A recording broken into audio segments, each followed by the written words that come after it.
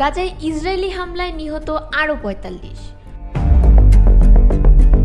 ফিলিস্তিনের অবরুদ্ধ গাজা ভূখণ্ডে ইসরায়েলি হামলায় গত ২৪ ঘন্টায় আরও ৪৫ ফিলিস্তিনি নিহত হয়েছেন, ১০০ জনেরও বেশি আহত হয়েছেন।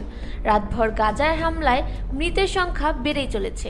এতে করে অবরুদ্ধ এই উপত্যকাটিতে নিহতের সংখ্যা ৫১,৩০৫ ছাড়িয়ে গেছে।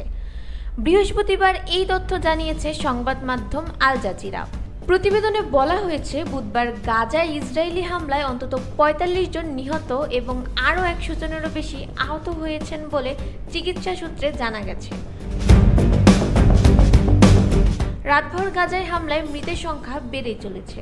পৃথক প্রতিবেদনে বার্তা সংস্থা আনাদোলু বলছে, গাজা উপত্যকায় ২০২৩ সালের অক্টোবর থেকে ইসরায়েলের গণহত্যামূলক আগ্রাসনে ভূখণ্ডটিতে মোট মৃতের সংখ্যা বেড়ে ৫১,৩০৫ জনে পৌঁছেছে বলে বুধবার গাজার স্বাস্থ্য মন্ত্রণালয় জানিয়েছে।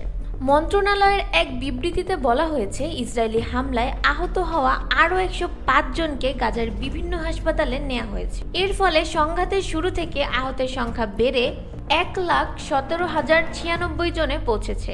অনেক মানুষ এখনও ধ্বংসস্তূপের নিচে এবং রাস্তায় পড়ে থাকলেও উদ্ধারকারীরা তাদের কাছে পৌঁছাতে পারেননি।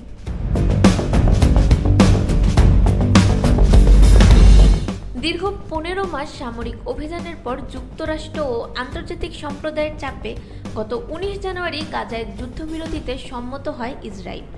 তারপর প্রায় ২ মাস গাজায় কম বেশি শান্তি বজায় ছিল। কিন্তু গাজা থেকে সেনা প্রত্যাহারের প্রশ্নে হামাসের মতানৈক্যকে কেন্দ্র করে মার্চ মাসের ৩য় সপ্তাহ থেকে ফের গাজায় বিমান হামলা শুরু করে ইসরায়েল। স্বাস্থ্য মন্ত্রণালয়ের তথ্য অনুসারে গত ১৮ মার্চ থেকে গাজায় নতুন করে শুরু হওয়া ইসরায়েলি বিমান হামলায় এখন পর্যন্ত ১,৯২৮ ফিলিস্তিনি নিহত এবং আরও ৫,০০০-এর বেশি মানুষ আহত হয়েছেন। ইসরায়েলের বর্বর এই হামলা চলতি বছরের জানুয়ারিতে কার্যকর হওয়া যুদ্ধবিরতি চুক্তিও ভেঙে দিয়েছে।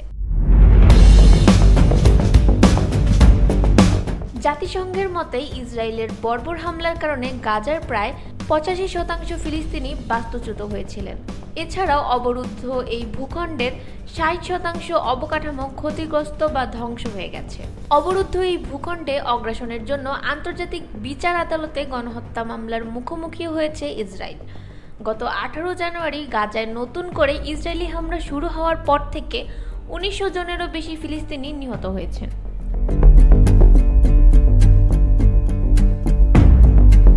কামরুন নাহার মিম, নিউজ ডেস্ক, জনসংবাদ।